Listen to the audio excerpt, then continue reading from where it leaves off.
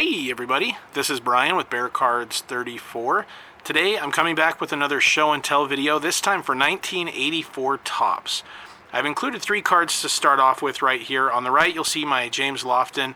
I sent that 1984 Topps Lofton to James Lofton back when he was playing for the Buffalo Bills, and he returned that through the mail for me, so always loved that card. And on the left you'll see Dexter Manley. When I was a kid, that was my favorite card because, in this set anyway, because I really loved his mohawk. I thought that was awesome. And the card in the middle there, Lyle Alzado, that was kind of like the chase card for me for that set because it was the last card I needed to complete the set for years. I started collecting around 87, 88, and my local card shop had packs of 1984 Topps, so I bought a bunch of those. And then I collected other cards through friends. My cousins had a whole bunch. And I, month after month, after a few years, was able to get every card except for the Lyle Alzado. And I went to a card shop, a card show in Salt Lake City. And luckily, someone there had it. I think I paid $1 for it, and I couldn't have paid fast enough to get that in my hands. So that was the final card I needed for that set. And that was back before eBay and just being able to get online and buy a card. Sometimes the cards were harder to find, and that was the case for me with that one. I really love this set. You'll see the different colors on these cards. I love that it has the logo at the bottom. It has the team name. And if you notice, the images are kind of, the design has kind of a tilt to it. So it's a little bit of a different feel than some of the other sets. The back of the cards had a little anecdote about the players. For example, for Lyle Alzado, it said he once worked in a flower shop. Kind of an interesting mix, a giant guy like Lyle Alzado working in a flower shop. The color had a bit of green and always some nice details. So these were nice cards for the year. Now, I don't have a lot of the PSA graded cards from this set, but as a Bears fan, these are 3 that I do have. Mike Singletary's second year and a PSA 9, as well as a Jim McMahon second year PSA 10, and my guy Walter Payton with a PSA 8. These are sometimes hard to grade in a 10 because of centering issues, but I was really happy to have these 3. The beginning of this set starts with some record breaker cards, including this one of Franco Harris, who I think in 1984 when this came out was actually on the Seahawks, or maybe it was the year after that. But this was a record for 8th 1,000-yard year. So it was kind of nice to see some of these record breaker cards.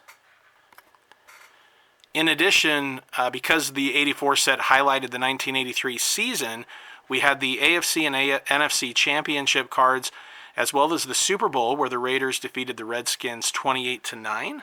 A couple with Marcus Allen and one with John Riggins. Each team also had a team leaders card. Here's the Chicago Bears. Walter Payton had a really good year that year with 1,421 yards. And, of course, you had the checklist cards to finish off the set. As opposed to previous years that had well over 500 cards per set, 83 and 84 had kind of shortened that down to under 400. We also had the statistical leader cards, the nicest one, of course, being this passing leader, Steve Bartowski of the Falcons, but then Dan Marino during his rookie season representing the AFC, scoring leaders and receiving leaders. Todd Christensen was a leading receiver in the AFC, and we actually had a 3-way tie right here. I always hated these cards as a kid because with the ties, it would avoid giving you the picture of the player, at least with a 3-way tie. Another nice statistical leaders card was the rushing leaders. We had 2 rookies as the rushing leaders. Eric Dickerson, who had a record-breaking rookie year, and Kurt Warner, who was a very fine running back of his own. The interception leaders, we had Mcelroy and Ken Riley for the AFC, and Mark Murphy, the current president of or GM of the Green Bay Packers, was the interception leader for the NFC. So before we get into some of the notable cards, I just want to show off a lot of the Hall of Famers that are a part of this set, and just to kind of put in perspective with the year, The number one movies that year, the year these cards came out, included Beverly Hills Cop, as well as Ghostbusters, Indiana Jones and the Temple of Doom. So this is kind of the time frame we're talking about when these cards came out. The cards also had some of the players had instant replay cards, which were also really nice, just kind of see them in game action. So these Hall of Famers here just represent a good example of just how many excellent players were around during that time period. The top TV shows at the time included shows such as Dynasty, Dallas, Cosby Show, Family Ties. That Terry Bradshaw, and I think this is also true of the Franco Harris, these are the last cards from them during their playing days. Definitely the Bradshaw, I think for the Harris as well. And that's probably going to be true for a few of these cards. And if you're a music fan, some of the big songs at the time included When Doves Cry by Prince, and What's Love Got to Do with It by Tina Turner was another really big one. Now, this guy is not in the Hall of Fame. I just threw him in there because for those who follow my channel, you know that I'm a big fan of James Brooks. That was his last card in a Chargers uniform. So to go along with that, we had some of the greats from the Chargers' high-powered offense, which included Kellen Winslow and Charlie Joyner, who was the all-time receiving leader at the time of his retirement. Didn't last for very long because then this guy right here, Steve Largent, took over that spot. We also see some of the Cowboys all-time greats, Tony Dorsett, Drew Pearson, newly enshrined in Canton, James Lofton back with his Packers, and here's his instant replay card. Jan Stenrud, the first kicker to ever make the Hall of Fame. We'll see another appearance from a kicker today as well. I always like that Harry Carson card. The NFC Pro Bowl cards are pretty nice too, just to be able to see that designation there. Harold Carmichael, the late Fred Dean, with his instant replay card as well. Ronnie Lott, his third-year card. Got a Joe Montana, and here's the Joe Montana instant replay, and that card has seen better days. And one thing I'll make note of, because I collected these as a kid, and they came, you know, the cards I got from my cousins, in fact, those were literally in shoeboxes, not taken care of whatsoever. So the card condition of these is in varying conditions. Some are really nice, some not at all. But again, it's a really beautiful set if you can get your hands on one. So one thing I want to mention real quick is that although there were amazing rookies in the 1983 draft class, including the ones that we'll be showing today, there were many really good players who did not have a card made for the 1984 set who were rookies in 1983. Some of those were due to the fact that there was the USFL. So, for example, I have this PSA 9 of Ricky Sanders, who went on to play for the Redskins. This is an example of someone who played in the USFL, and there were many of those examples as well. So just to name some of those rookies from the 83 class not included, that would include Super Bowl MVP Richard Dent, Anthony Carter, Carl Mecklenburg, Gary Kubiak, Bruce Matthews, Jim Kelly, Joey Browner, Jim Jeffcoat, Don Mosbar, Henry Ellard, Wes Hopkins, Darryl Talley, Dave Dewerson, Charles Mann, Greg Townsend, and many more. So those are players who were great 83 rookies but did not have a card in 84, at least for the NFL top set. Some of those did have USFL rookie cards. This first batch of cards are rookie cards. However, these are players that were not rookies for the 83 season getting their first card in 84. These are just players who had played previous seasons but did not make a card appearance until this year. So the first one here is Ray Donaldson. He was a second-round pick in 1980.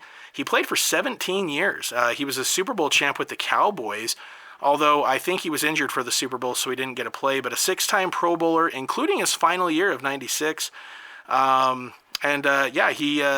went on to 2 Pro Bowls in 95 and 96, which is quite impressive to end his career on a high note like that. Next up, we have Bob Golick, who played at Notre Dame. He not only did football, but he was also a 2-time All-American at wrestling. Second-round pick in 79 with the Patriots as a linebacker. Played there for a few years before getting cut and then went on to have a really great career with the Browns, two-time All-Pro. His hometown was Cleveland, so I think he was quite popular there, being able to play for the Browns. 3 Pro Bowls. He's the brother of Mike Golick. He did that Mike and Mike show and some other sports talk radio things as well. His final 4 years were with the Raiders. In fact, he married a Raiderette, and he has done some acting on TV and some radio gigs himself. Next up, we have Sammy Winder. His first year was in '82 as a 5th-round draft pick. His dad was a farmer.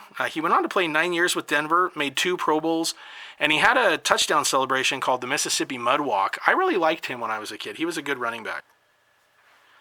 Duron Sherry, great player, undrafted in 1981, had an 11-year career, and for an undrafted player, he made 5 All-Pros, 6 Pro Bowl appearances, part of the All-80s decade team. So I would definitely say that's one of the great undrafted players in the NFL in their history. He was a free safety and a punter in college at Rutgers. He ended with 50 interceptions, and in 1995 he had limited ownership in the Jacksonville Jaguars, and so he was the first minority owner of an NFL franchise, which is pretty cool. Next up, we've got Howie Long, one of my all-time favorite players. He was a 48th pick out of Villanova in '81. Played 13 years, all with the Raiders, went on to the Hall of Fame. He made 8 Pro Bowls, 3 first-team All-Pros, was a Super Bowl champion that year of '83 with the Super Bowl after that season. Many of us know him now as a Fox Sports analyst, but he was also in some movies, 3,000 Miles to Graceland with Kevin Costner and Kurt Russell. He starred in a movie of his own called Firestorm, so he's done some action movies. And he's the dad of Chris and Kyle Long. Kyle, who played for the Bears for a while, too. This card I brought up because my very first sports card ever is that card, that exact card. It's seen better days, but the very first card I ever owned. So I always think of that card when I see Howie Long. So Van Mccelroy, we saw him a little earlier in the interception leaders card, but he made a couple of Pro Bowls, and his final 3 years he played with the Seahawks, but he had quite a nice career of his own.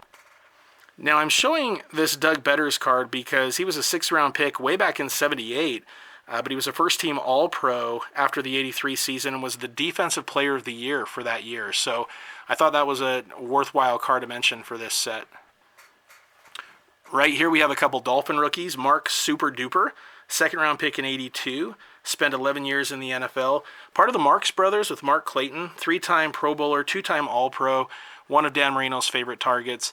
And then Dwight Stevenson, who was a 2nd-round pick in 1980, 2-time national champion at Alabama. And, he spent only 8 years in the NFL. He had to stop because of a bad knee injury, but he was a 4-time All-Pro, and he was so dominant that even though he only played for 8 years, he made the Hall of Fame back in 1998. Next up on the left, we have Brian Holloway. He was a 1st-round pick in '81, and he made 3 Pro Bowls. He was a really, really good player for the Patriots. And I included Maury Buford because he was the Bears punter for Super Bowl 20, and he played the cowbell in the Shuffling Crew Super Bowl Shuffle video. So if nothing else, that's worth mentioning. Dave Craig on the right, this is his rookie card. He was undrafted in 1980 and also had a really great career, 12 years with the Seahawks, but he played 19 years overall. He even played a little bit with my Bears, as well as the Chiefs, maybe some other teams too. Anyway, he was a 3-time Pro Bowler. He also has 2 games where he had a perfect passer rating, and he also once held the record for the most career fumbles. They mentioned it was both because he had played for so long and also he was known as having small hands. Next up, on the left, we have Leslie Frazier, another undrafted player. He was a free agent out of Alcorn State back in '81. He only had a 5-year career. They were all with the Bears. He led the team with 6 interceptions in '85 during their championship run. And unfortunately, in Super Bowl 20, he was injured, hurt his knee during a punt return, and was carted off the field. And he never played again. However, a lot of you may know that name as a successful coach. He even was a head coach of the Vikings for a few years, and he's currently the assistant head coach and defensive coordinator of the Buffalo Bills. So it's nice to have that rookie card noted. And Bruce Mcnorton, he played 9 years. He was drafted back in '82. I only mention him because I thought this was interesting. His daughter, Brittany, is married to Megatron, Hall of Fame receiver Calvin Johnson. And the card there on the right, I don't understand how it took this long to make Jackie Slater's football card. He actually was the 86th pick back in 1976 out of Jackson State. He blocked for my guy Walter Payton right here. And he was a great lineman for many years. So it took from 77 really is when the card would have come out all the way until 84 before they actually made a card of his. He played from 1976 all the way until 1995 with the Rams, basically 20 seasons there. The last season was in St. Louis with the Rams. 7-time Pro Bowler, his number 78 is retired by the Rams. Jack Youngblood once said that Jackie Slater didn't just want to beat you, he wanted to dominate you, and he really did. His son is Matthew Slater, quite a different body size than Jackie, who is on the Patriots and has been since back in like 2008. And he's one of the great special teams players. He's a 9-time Pro Bowler and has 3 Super Bowl championships as well. So pretty good pedigree there for sure. Next up, we've got Morton Anderson, 4th-round draft pick back in 82. He's from Copenhagen, Denmark. He was known as the Great Dane. He had a 25-year career, and he is now in Canton. He is the other kicker, along with Jan Stenrud, to be in the Hall of Fame as a kicker. And I know that there are a couple kickers who are probably going to be in there in the near future, but so far just 2. He played an NFL record 382 games, 5-time All-Pro, 7-time Pro Bowler, and he retired in 2007 after a couple years with the Falcons. Next up on the left, we have Hall of Famer Ricky Jackson. His name was actually R-I-C-K-Y until high school, and then he added the E for some reason. He was a 51st pick in the 81 draft, part of the Saints Dome Patrol, 6-time Pro Bowler. He's part of the 100 sack club. He only missed 2 games in his whole career with the Saints. Those were in 89 after he had a car accident, and he played the rest of that season with a wired jaw and also a specialized helmet that he wore. And he won a Super Bowl 29 with the 49ers. He retired after 1995. And then we have Mike Quick. He was a very, very good player. 1st-round pick back in 82. He played 9 years with the Eagles, and in those 9 years, he made 5 Pro Bowls from 83 to 87. He led the NFL in receiving in 83 with 1,400 yards. 1985, he had a 99-yard touchdown from Ron Jaworski in overtime. It's a great play if you guys want to check it out. It's on YouTube. And he had to retire due to tendonitis. And I wonder, had he played a full career, if maybe he would be in the Hall of Fame, if he hadn't had the tendonitis. He was also on an episode of The Goldbergs a couple years ago. I saw him on that and got quite a kick out of it. And then Eric Wright, on the right, 2nd-round pick in 81, 2-time All-Pro and 4-time Super Bowl champ. So I think he's one that deserves a little nod. And then we have Russ Grimm, who was a 3rd-round pick back in 81. He had an 11-year career, 4-time All-Pro first team, part of the 80s All-Decade team. And, he was a 3-time Super Bowl champ, so very talented offensive lineman there.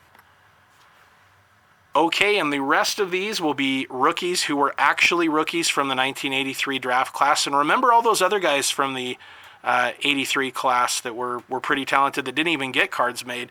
Chris Hinton is a great one. He was born in Chicago, Illinois. He was the 4th pick of the draft in 83, and he played 13 years, 2-time first-team All-Pro, 7-time Pro Bowler. I was sure when I was a kid that he was going to be a Hall of Famer, but he hasn't made it in yet. He's in the Colts Ring of Honor. He was actually drafted by the Broncos and then traded to the Colts in a deal for John Elway. The Colts got Hinton and a quarterback and I think a 1st-round pick, and then because John Elway just did not want to play for the Colts. He's the first offensive lineman to appear in a Pro Bowl as a rookie during their last year in Baltimore. And then he was traded to the Falcons, and he also, I think, spent some time with the Vikings. Next up, we've got John Elway. He was born in 1960, along with a twin sister who unfortunately passed away quite a while back. His dad, Jack Elway, was a coach, and Jack Elway was involved in the World League as a coach. So Elway was a Stanford star, both in football and baseball. He was actually drafted in the 2nd round by the New York Yankees, 6 spots ahead of Tony Gwynn, as a matter of fact. And Elway told the Colts back in 1982 that he did not want to play for them. He threatened to play for the Yankees. It's even noted that he may have said that he'd rather be a garbage collector before he'd ever play in Baltimore. There were rumors of a Montana trade for Elway. Eventually, he was traded for Chris Hinton. In '87, Elway was the NFL's MVP, the 92 Man of the Year, 3-time All-Pro, 9-time Pro Bowler, part of the 100th anniversary all-time team. His number 7 is retired. He won a couple Super Bowls at the end of his career, because that was the thing that had been known of when I was a kid, was that he couldn't win the big game. And then obviously he did multiple times near the end. He also was a Super Bowl MVP, Hall of Famer in '04, and Ben Roethlisberger loved John Elway and actually wears number 7 because of John Elway. He has 35 comeback wins. That's one of the things he was known for, those come-from-behind games. He was the general manager of the Broncos until about a year ago, and he's still the president of football operations, so he's been very involved with the Broncos. Next up, we've got another of the greats from the draft class. Some people argue he's like, the most skilled quarterback ever. He was a great one, no doubt about it. So Dan Marino was the 27th pick of the draft. Quarterbacks including Todd Blackledge were picked ahead of him. Running back Michael Haddix, fullback James Jones, tight end Torrey Hunter, defensive tackle for the Steelers Gabriel Rivera. And you're like, who are those exactly? And yeah, exactly. However, Dan Marino fell in the draft. There were some rumors going on, made some people a little reluctant. He had a really good career at Pittsburgh and, ended up in the NFL breaking many passing records. He had a very powerful arm, a quick release, the '83 Rookie of the Year, 1984 MVP, which was also the year he was closest to ever getting a Super Bowl ring. They lost to the 49ers, but he did go to the game, never returned after that. They had a lot of successful years, but he never won the big game. His number 13 is retired. He's in the Hall of Fame, and, I remember reading once, there was a story where he kept falling in the draft, and then Ken O'Brien got drafted by the Jets, and he was coming out of a Division II school, and the quote is that Dan Marino, during the draft leaned over after Ken O'Brien got drafted and was just shocked and said, "Who's Ken O'Brien?" So anyway, he was a very talented player. Of course, he's best known for being an Ace Ventura pet detective, but he was a great NFL quarterback too. On the left, we have Reggie Roby, who I loved when I was a kid because he wore a watch. I heard it had to do with him wanting to time his hang time. I'm not sure if that's true, but it always stood out to me. He was a great punter. He was also drafted by the Cincinnati Reds. He played some baseball. He was best known for the Dolphins, but he played so long that he played for the Redskins, the Buccaneers, the Oilers, the 49ers. He's part of the '80s All-Decade team, 2-time All-Pro, 3-time Pro Bowler, and he played for 16 seasons. Unfortunately, he passed away back in 2005 from a heart attack, but a really talented player for sure. Then we have Kurt Warner, who was the 3rd pick of the draft that year. He had an excellent rookie season, and he had a really good career, 7 years with the Seahawks. He went on to have one final year with the Rams, but didn't do too much there. All-American from Penn State. And he helped the Seahawks to their first ever conference championship game where they lost to the Raiders. He had a torn ACL in his second year. In the first game, actually, it may have been in, I don't know, maybe it was '85. I don't know. But anyway, he either his second or third year, he tore his ACL, but he did come back and stayed really successful. He had three Pro Bowl seasons, multiple 1,000-yard years as well. Very talented back. So this is the other Kurt Warner. And then we have the most notable rookie from the '83 draft class, and of course that's Willie Gault. Go Bears. He was the 18th pick in '83 from Tennessee, All-American the year before. He was very much known for his speed. He was involved in track and field, qualified for the 1980 U.S. Olympic team. He had over 100 yards in Super Bowl 20, part of the Super Bowl Shuffle. Went on to the Raiders, I think in '88, but played 11 years and was a very good receiver. A couple more '83 Bears rookies. They had a nice draft class. Mike Richardson, he was part of the Super Bowl Shuffle as well, played in Super Bowl 20. In 1986, he was an All-Pro, had a 7-year career. Unfortunately, he had many, many issues with drugs, over 20 drug convictions, and last December he was arrested for a homicide after a drug deal that had gone bad. I remember it was like over $200. And so he is in prison now. Real shame that happened. And then Jim Covert, who just made the Hall of Fame, had a great Hall of Fame speech. Jim Covert was actually a very, very good offensive lineman, very strong, very solid, really helped with the Bears' Super Bowl run, protecting Jim McMahon as much as he could because Jim McMahon got kind of crazy sometimes, and a great blocker for Walter Payton. His nickname was Jimbo, and sixth pick of the draft back in '83. And he also appeared, I remember, in Battle Royale for WrestleMania 2 back in the day, for those of you who may remember that. Next up, Eric Dickerson. He was the second pick of the draft in '83 from SMU. He was an All-American there. And let me check my note here. In 1984, his second year, he had 2,105 yards with a 5.6 average. So think of that. He had 379 carries that year and averaged 5.5 yards per carry. There are only 8 players that have ever run for over 1,000 yards. Derrick Henry did it last year. Dickerson still holds the record for the most.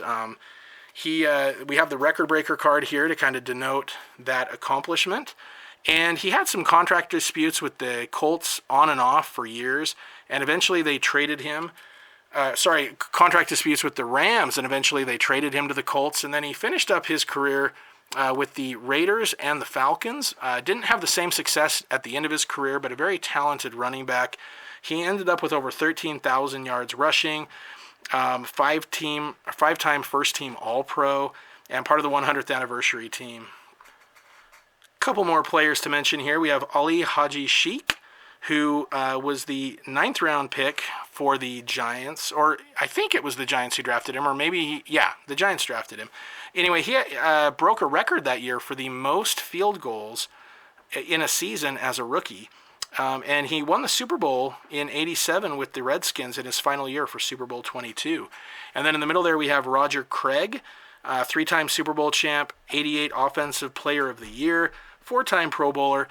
In my opinion, his best season was 1985 when he had 1,000 yards rushing and 1,000 yards receiving, led the NFL in receiving catches, and was the first player to ever have 1,000 yards both rushing and receiving. He was also known for his high knee running. Like if you ever watch videos of him, he got his knees up so high. Just a really hard runner, talented running back. A lot of fun to watch him play. And I think he should be in the Hall of Fame personally. He's not, but I'd love to see him get in. And then we'll finish things off here with Daryl Green. So Daryl Green was the 28th pick of the draft in '83. He was known as the Ageless Wonder. He played for 20 years, and that's impressive enough even if you're a kicker or a quarterback. Most quarterbacks who play more than 15 years are going to be like a veteran backup unless you're Tom Brady. But Daryl Green played for 20 years at cornerback. He was known for his speed. He won the NFL's Fastest Man of the Year 4 times, and this Upper Deck card is one of my favorite cards of the 90s, where it has a picture of him in motion from that competition. He was a 2-time Super Bowl champ, 4-time All-Pro First Team, 7-time Pro Bowler. He had over 1,100 tackles, 54 interceptions, and he scored 6 touchdowns on those returns. He was so fast. He could do returns. He could cover the best receiver. In my opinion, one of the great cornerbacks in the history of the game. Just a great player. All right, so that wraps it up for this session of Show and Tell. I hope you guys liked it. This is definitely one of my best or favorite sets from the 80s. So many good players, so many good rookies. Anyway, I hope you guys feel free to like and subscribe, and I will be back with more videos in the future. Take care.